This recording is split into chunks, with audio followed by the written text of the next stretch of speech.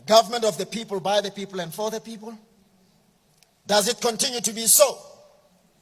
Even if you stand no chance of winning the elections unless you're connected to the financially well-resourced.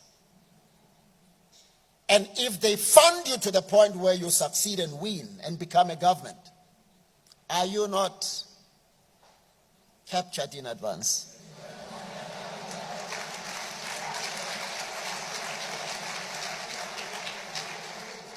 So we need to really think deep about how capture happens.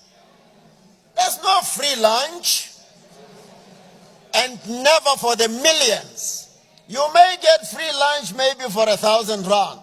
But once I begin to give you 1 million rand, 3 million, 5, 50, 100, whether I set you up in business or in government, there will be payback time. Why should I make you a multi-millionaire? Why? Why do I prefer you over others? Why? It's an investment.